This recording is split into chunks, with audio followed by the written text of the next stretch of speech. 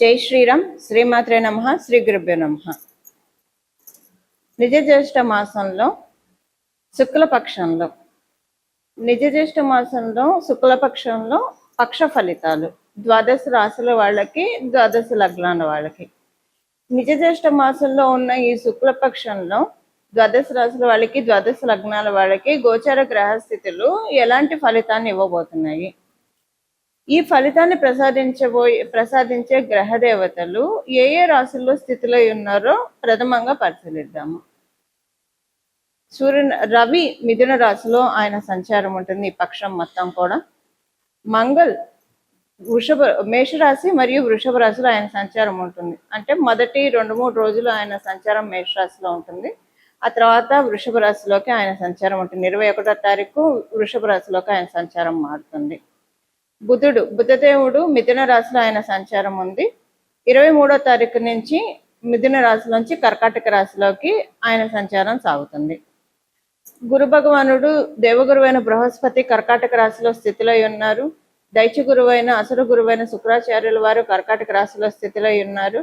కేతుదేవుడు సింహరాశిలో ఆయన స్థితి కొనసాగిస్తూ ఉన్నారు. అలాగే రాహు భగవానుడు కుంభరాశిలో ఆయన యొక్క గమనం ఉంది. ఆఖరిదైన మీన రాశిలో శనేశ్వరుడి యొక్క సంచారము. ఇవి గోచారంలో గ్రహాలు ఈ రాశుల్లో స్థితిలో ఉన్నాయి. ఈ రాశుల్లో స్థితిలో ఉన్న గోచారంలో గ్రహ దేవతలు నిజ జ్యేష్ఠ మాసంలో శుక్లపక్షంలో, ఇవి ఇప్పుడు మనం తెలుసుకునేవి పక్ష ఫలితాలు. ఈ శుక్లపక్షం మొత్తానికి ద్వాదశ రాశుల వాళ్ళకి, ద్వాదశ లగ్నాల వాళ్ళకి గోచార గ్రహ గమనాల ఆధారంగా ఎలాంటి ఫలితాలు ఉంటాయో మనం ఒకసారి చూద్దాము. అయితే ఈ పక్షంలో ఉన్న విశేషాంశం ఏంటంటే 3 శుభగ్రహాలు కర్కాటక రాశిలో సంచారం చేయడం. ఈ పక్షం మొదటి నుంచి కూడా, అంటే 15వ తారీఖు నుంచి ఈ పక్షం మొత్తం కూడా గురు శుక్రులు ఇద్దరు కర్కాటక రాశిలో ఉండడము. దానికి తోడు ఈ పక్షంలో 23వ తారీఖు నుంచి బుధ భగవానుడు కూడా గురు శుక్రులతోటి కలిసి ఉండడము. ఇది ఒక విశేషాంశము. ఈ 3 గ్రహాలు, బుధుడు పాపులతో కూడితే పాపి, శుభులతో కూడితే శుభుడు అని చెప్పి పరాశర సంహిత చెప్తుంది.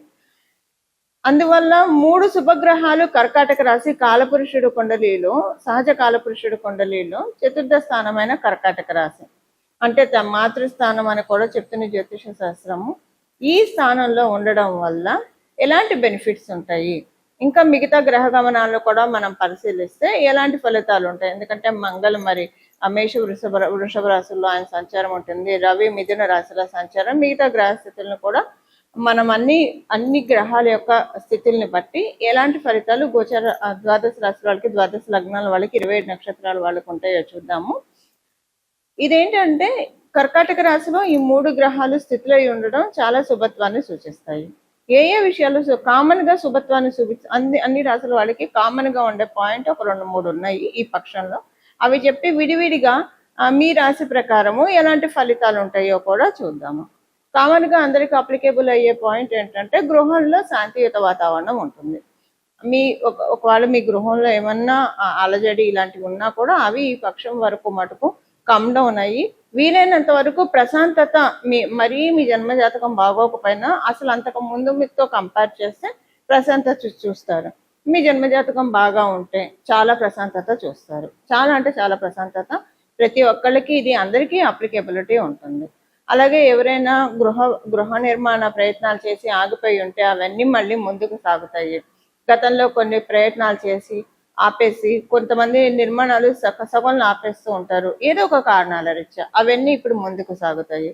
అలాగే గృహ నిర్మాణ పనులనే కాదు, ఏదైనా కొనాలనుకున్నా, అమ్మాలనుకున్నా కూడా వాహనం కావచ్చు, గృహం కావచ్చు, స్థలం కావచ్చు, పొలం కావచ్చు, ఇలాంటి వాటిల్లో కొన్ని చిక్కులు వచ్చి ముందుకు సాగలేకుండా ఉన్న వాళ్ళు ఎవరైనా ఉంటే ఈ పక్షంలో వీటన్నిటి నుంచి, ఈ కష్టాలన్నిటికీ తెరపడిపోతుంది. మీ పనులన్నీ, మీ ప్రయత్నాలన్నీ చక్కగా ముందుకు సాగుతాయి. మాతృ సౌఖ్యం చాలా ఎక్కువగా ఉంటుంది. ఈ పక్షం మొత్తం కూడా అమ్మవారి ఆశీస్సులు మనందరి మీద కూడా చాలా అమోఘంగా ఉన్నాయి. అమ్మవారి ఆశీస్సులు ద్వాదశ రాశుల మీద, ద్వాదశ లగ్నాల మీద, 27 నక్షత్రాల వాళ్ళకి చక్కగా ఉన్నాయి, విశేషంగా ఉన్నాయి. దానికి ఒక కారణం ఏంటంటే సహజకాల పురుషుడు కుండలిలో చతుర్థ స్థానంలో 3 శుభగ్రహాల సంచారము అత్యంత శుభ ఫలితాన్ని ద్వాదశ రాశుల వాళ్ళకి, ద్వాదశ లగ్నాల వాళ్ళకి, మనందరికీ కూడా అందించబోతుంది. ఇంకా ఒక పసిపిల్ల కనుక తల్లి దగ్గర ఉంటే అన్ని టైం టు టైం అమ్మ చూసి పెడితే ఎంత చక్కగా తింటాం, ఆడుకోవడం, అంటే వాళ్ళకి ఇంకా వేరే పని ఏమి ఉండదు, ఎంత హ్యాపీగా ఉంటారు. అలాగా ఈ పక్షంలో ప్రతి ఒక్కళ్ళకి కూడా మానసికంగా అంత ప్రశాంతంగా ఉంటుంది. అమ్మవారు మానసికంగా మనందరినీ ఊరడించే శుభ సమయము. మానసికంగా గత కొన్నాళ్ళుగా గోచారంలో ఉన్న గ్రహస్థితుల రీత్యా ఎవరి లెవెల్కి తగ్గట్టు వాళ్ళకి ఏదో ఒక టెన్షన్, బాగా టెన్షన్ ఉంది, మామూలుగా కాదు. ఇంకా కొంతమందికి అయితే జాడించి కొట్టింది ఈ టెన్షన్. కొంతమందికి వాళ్ళ జాతక బలాబలాలను అనుసరించి అసలంటూ గోచారంలో ఉంది కాబట్టి కొంత టెన్షన్ పడ్డారు. అంటే అవుట్ ఆఫ్ 100% 30% అయితే టెన్షన్ పడ్డారు. ఇప్పుడు దాంట్లోంచి అందరూ ఏకకాలంలో ప్రశాంతతని పొందే టైం మొదలైంది. ఇప్పుడు ఉన్న ఈ పక్షంలో ఉన్న గోచర గ్రహస్థితుల ఆధారంగా ఇది ఈ పక్షం వరకు అయితే కన్ఫామ్గా ఉంటుంది. మీ జన్మ జాతకం మరీ దీనికి సపోర్ట్ చేయకపోయినా అంతకు ముందుతో పోలిస్తే ప్రశాంతత అయితే ఖచ్చితంగా చూస్తారు. ఇది ఆ అమ్మవారు మనందరికీ బ్లెస్ చేసే సమయము. ఈ సమయాన్ని మనందరం కూడా చాలా సద్వినియోగం చేసుకోవాలి. దీన్ని ఎలా సద్వినియోగం చేసుకోవాలి, ఏం చేస్తే ఇది మనకి సద్వినియోగం అయ్యి మనకి అక్కడికి వస్తుందో అది పరిహారాల్లో భాగంగా మనం తెలుసుకుందాం. తులారాశి తులా లగ్నంలో పుట్టిన వాళ్ళకి, మీ తులారాశిలో పుట్టిన వాళ్ళకి, తులా లగ్నంలో పుట్టిన వాళ్ళకి, ఉద్యోగులకి చాలా మంచి శుభ సమయము. ఉద్యోగంలో మంచి మార్పు చూస్తారు. చాలా ప్రశాంతంగా అనిపిస్తుంది. వర్క్ స్ట్రెస్ చాలా తగ్గుతుంది. అంతకుముందు వర్క్ స్ట్రెస్ తగ్గడానికి కారణం మీ వర్క్ ఇంకొకరికి షేర్ అవ్వచ్చు, లేదా ఒకవేళ మీరు అంతకుముందు చేసే వర్క్ అయినా ఇప్పుడు అంతకు ముందుతో పోలిస్తే చాలా ఫాస్ట్గా చేస్తారు, ఇష్టంగా చేస్తారు. అంతా కూడా అక్కడ అనుకూలమైన వాతావరణం ఉంటుంది. మీరు చేసే కార్యాలయంలో అంతా అనుకూలమైన వాతావరణం అనిపిస్తుంది. మానసికంగా చాలా తృప్తిగా అనిపిస్తుంది. అదే మీరు ఇంటికి వచ్చినా కూడా ప్రశాంతంగా అనిపిస్తుంది. ఇంట్లో బాగుంటుంది, బయట బాగుంది, ఎంత హాయిగా ఉంది, ఎప్పుడు ఇలానే ఉండిపోతే ఎంత బాగుండు అననే మీకు అనిపిస్తుంది. అంత చక్కగా బాగా ఉంటుంది. మీరు వ్యాపారస్తులకి కూడా అనుకూలంగా ఉంది. కాకపోతే కంపారిటివ్లీ ఉద్యోగస్తులకి వ్యాపారస్తులకి ఎవరికి ఎక్కువగా అనుకూలంగా ఉందంటే ఉద్యోగస్తులకు అనుకూలంగా ఉంది. వ్యాపారస్తులు ఏంటంటే మీరు ఏదన్నా భూమికి సంబంధించిన ప్రయత్నాలు ఏమన్నా చేస్తూ ఉంటాయి. భూమి కొనాలన్నా, అమ్మాలన్నా, పొలం కొనాలన్నా, అమ్మాలన్నా, వాహనం కొనాలన్నా, అమ్మాలన్నా, లేదా నిర్మాణ పనులు చేపట్టాలంటే మటుకు అది మీకు ఆ పనులు అవుతాయి వేగవంతంగా, అది మీకు సంతోషంగా అనిపిస్తుంది. వ్యాపారస్తులు ఎవరైనా రియల్ ఎస్టేట్ దాంట్లో ఉంటే కనుక మీకు చాలా బాగా ఉంటుంది. మంచి వ్యాపార లబ్ధిని మీరు ఈ పక్షంలో చూస్తారు. మంచి ట్రాన్సాక్షన్స్ జరుగుతాయి. సేల్ డీడ్స్ ఇవన్నీ చాలా ఎక్కువగా జరుగుతాయి. అది మీకు చాలా సంతోషాన్ని కూడా అనిపిస్తుంది. వివాహ ప్రయత్నాలు చేయడానికి గోచారము సపోర్ట్ చేయట్లేదు, అపోజిట్ చేయట్లేదు. సో మీ జన్మ జాతకాన్ని అనుసరించి ఈ ఫ్యాక్టర్ ఆధారపడి ఉంటుంది. విద్యార్థినులకి కాంపిటేటివ్ సక్సెస్ చాలా అధికంగా ఉంది. విద్యార్థినులు మీ తులారాశిలో పుట్టి ఎవరైనా, తులా లగ్నంలో పుట్టి విద్యార్థినులు ఎవరైనా ఉంటే కనుక మీకు అందరితోటి కూడా మంచి రిలేషన్ మెయింటైన్ అవుతుంది. అలాగే చదువుకున్నది ప్రతిదీ గుర్తుంటుంది. ఒక స్మార్ట్ వేలో, అంటే మీరు చదువుకునేది అర్థం చేసుకొని చదువుకుంటారు. సో అర్థం చేసుకొని చదవడం వల్ల అది మీకు జ్ఞాపక శక్తి ఎక్కువగా పెరుగుతుంది. అలాగే గ్రాస్పింగ్ పవర్ కూడా ఈ పక్షంలో చాలా పెరుగుతుంది. మీకు మేనత్తలు మేనమామలు ఉంటే వాళ్ళకి కొంచెం మంచి సమయము, కొన్ని చిన్న ఇబ్బందులు కూడా ఉంటాయి. మంచి సమయము, ఇబ్బందులు ఉంటాయి, రెండు ఉన్నాయి. ఇబ్బందులు అంటే చిన్న ఇబ్బందులు అయితే ఉంటాయి, రెండు చూస్తారు. మంచి చూస్తారు, చిన్న ఇబ్బందులు చూస్తారు, రెండు చూస్తారు. ఇన్కేస్ మీకు మేనత్తలు మేనమామలు ఉంటే, ఒకవేళ వాళ్ళు లేకపోతే కనుక మీరు ఈ పాయింట్ ఇగ్నోర్ చేసేసేయచ్చు. వివాహ ప్రయత్నాలు చేయాలనుకునే వాళ్ళకి చాలా శుభ సమయము, బాగుంటుంది ఈ సమయంలో. అలాగే ఆరోగ్య సమస్యలు ఏవైనా ఉంటే కదా అవన్నీ కూడా కమ్ డౌన్ అయ్యే శుభ సమయము. మీ తండ్రి గారితో మీకు ర్యాపో ఎక్కువగా డెవలప్ అవుతుంది. తండ్రి గారితో ఎక్కువ టైం స్పెండ్ చేస్తారు. తండ్రి గారితో కలిసి ఎక్కువగా జర్నీస్ ఎక్కువ చేస్తారు. ఇలాగ మీకు ఈ పక్షం అంతా కూడా చాలా అంటే చాలా శుభత్వాన్ని సూచిస్తూ ఉంది. మీ ఎల్డర్ సిబ్లింగ్స్, మీకు అక్కలు అన్నలు ఉంటే కనుక వాళ్ళతోటి మంచి రిలేషన్ ఉంటుంది. అయితే మీ యంగర్ సిబ్లింగ్స్ తోటి అయితే ఇంకా చాలా చక్కటి రిలేషన్ ఉంటుంది. ఇవి ఈ పక్షం యొక్క గోచర గ్రహస్థితుల ఫలితాలు తులారాశి తులా లగ్నంలో పుట్టిన వాళ్ళకి. పరిహారం వచ్చేసేసి అమ్మవారి ఆరాధన. చతుర్థ స్థానం కాలపురుషుడు కుండలిలో బలంగా ఉండడం వల్ల మీరు లలిత అమ్మవారి ఆరాధన చేస్తారా, శ్రీ మహాలక్ష్మి అమ్మవారి ఆరాధన చేస్తారా, లేదా సరస్వతి అమ్మవారి ఆరాధన చేస్తారా? ఏ అమ్మవారి ఆరాధన చేసినా మంచిదే. గ్రామదేవతల అమ్మవారి ఆశీస్సులు తీసుకోవడానికి ఇది చాలా శుభ సమయము. ఏదైనా ఒక గ్రామదేవత అమ్మవారి ఆలయానికి వెళ్ళి మీకు కుదిరితే ఏదో ఒకటి అమ్మవారికి సమర్పించుకోండి. చీర సమర్పించుకుంటారా, పసుపు కుంకాలు సమర్పించుకుంటారా, పూలు సమర్పించుకుంటారా, మీ శక్తి అనుసారం ఏది సమర్పించుకోగలిగితే అది సమర్పించుకోండి. లేదా మన మనసే అసలు మనం చేయాల్సిన ఇవన్నీ భగవంతుడు ఇచ్చిందే, మళ్ళీ తిరిగి భగవంతుడికే సమర్పించా. కానీ మన మనసు మటుకు సమర్పించడం చాలా కష్టంగా ఉంటుంది. ఎందుకంటే అనేక ఆలోచనలతో మన చుట్టూ ఏదో ఒక ఆలోచన ఉంటుంది. ఫ్యూచర్ గురించో, పాస్ట్ గురించో, ఇంకొక ఫ్యూచర్ గురించి ఇన్సెక్యూరిటీనో, లేదా ప్రజెంట్ గురించి ఆలోచన. ఇలా ఎప్పుడు మైండ్, మన మనసు ఆలోచనలతో సరెండర్ అయిపోయి ఉంటుంది, హైజాక్ అయిపోయి ఉంటుంది మన బ్రెయిన్ ఈ ఆలోచనలతో.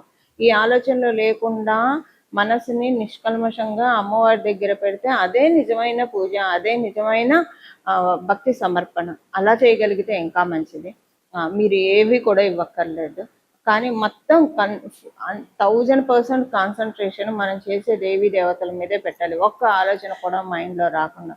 అది పూర్తిగా సాధ్యం కాదు. కాబట్టి ఇలాగ మనకు తోచినవి ఆచారకాండను ఫాలో అవుతూ మనకి తోచిన సుమంగళి ద్రవ్యాలు అమ్మవారికి సమర్పిస్తూ యాదేవి సర్వభూతేషు బుద్ధి రూపేణ సంస్థితం నమస్తస్సే నమస్తస్సే నమస్తస్సే నమో నమః అని మనసులో అమ్మవారిని ధ్యానించుకోవాలి. అమ్మవారు బుద్ధి రూపంలో మనకుండి మంచి బుద్ధిని ప్రసాదించి మంచి సచ్చింతన, సద్భావన ఇలాంటివన్నీ మనకి కలిగించి మనం సద్భావన ఎప్పుడు చేసామో అది ఆ సద్భావనే అమ్మవారి పూజ. సచ్చింతన ఎప్పుడైతే చేసామో అదే అమ్మవారి పూజ. మనం పూజా మందిరంలో చేసే పూజ అంతా ఒక ఎత్తు అయితే, మన మనసుతో చింతించే చింతలన్నీ కూడా నెక్స్ట్ లెవెల్ పూజలుగా మనం పరిగణించాలి. అంటే ఉత్కృష్టమైన పూజలు ఇవన్నీ కూడా. అలా మన ఈ మాసం, ఈ పక్షం మొత్తం కూడా అమ్మవారికి దేవి అన్న నామంతో అమ్మవారిని మనం పిలిస్తే అమ్మవారి తొందరగా సంతృప్తి చెందుతారు. అందుకే మనం ఇప్పుడు చెప్పబోయే ఈ శ్లోకాన్ని ప్రతిరోజు మనసులో, మీరు ఏ పని చేస్తున్నా కూడా మనసులో అనుకోవచ్చు. ఆ శ్లోకం ఏంటో ఇప్పుడు చెప్తాను. యాదేవి సర్వభూతేషు బుద్ధి రూపేణ సంస్థితం నమస్తస్సే నమస్తస్సే నమస్తస్సే నమో నమః.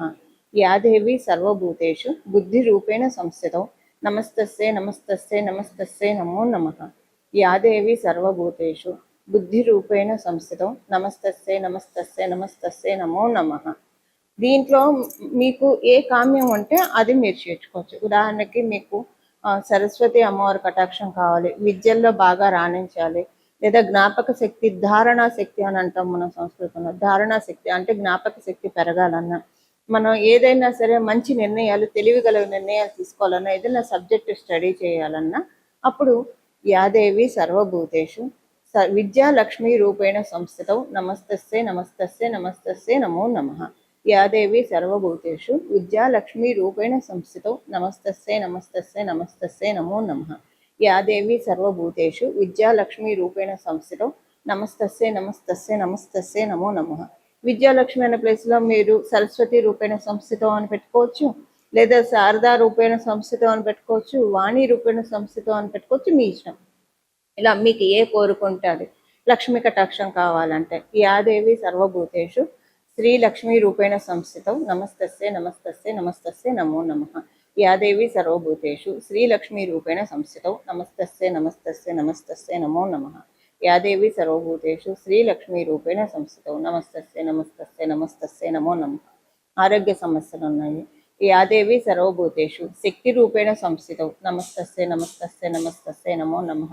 యాదేవి సర్వభూతేషు శక్తి రూపేణ సంస్థితం నమస్తస్సే నమస్తస్సే నమస్తస్సే నమో నమః.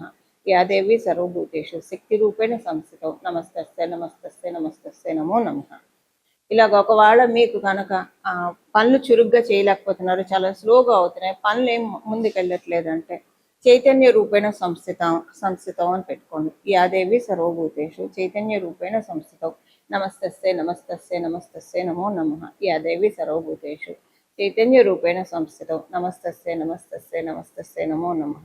యాదేవి సర్వభూతేషు చైతన్య రూపేణ సంస్థితం నమస్తస్సే నమస్తస్సే నమస్తస్సే నమో నమః.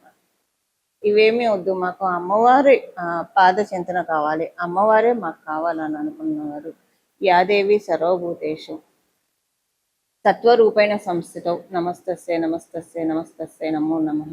యాదేవి సర్వభూతేషు సత్వరూపేణ సంస్థితౌ నమస్తస్యై నమస్తస్యై నమస్తస్యై నమో నమః. యాదేవి సర్వభూతేషు సత్వరూపేణ సంస్థితౌ నమస్తస్యై నమస్తస్యై నమస్తస్యై నమో నమః. శ్రీమాత్రే నమః అని ఒకటి చివరిలో చేర్చుకోండి. దీనికి ముందు శ్లోకానికి తర్వాత ఇలా అమ్మవారిని పూజిస్తే సత్వగుణంలో అమ్మవారు ఉంటుంది.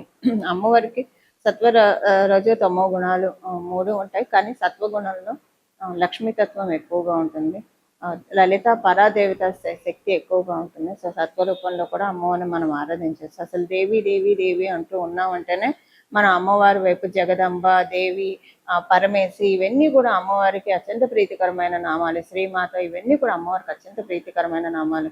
ఈ పక్షం మొత్తం కూడా అమ్మవారి ఆరాధన విశేషంగా చేసి మనందరం కూడా అమ్మవారి కృపకి తప్పకుండా పాత్రలు అవుతాము. అలా అవ్వాలని చెప్పి అందరి తరఫున జగదంబ పాదాలకి, రాజరాజేశ్వరి అమ్మవారి పాదాలకి, నా ఆరాధ్య దేవత అయిన రాజరాజేశ్వరి అమ్మవారి పాదాలకి మనస్ఫూర్తిగా శరణు వేడుతూ మంగళం. నమో భగవతే వాసుదేవాయ.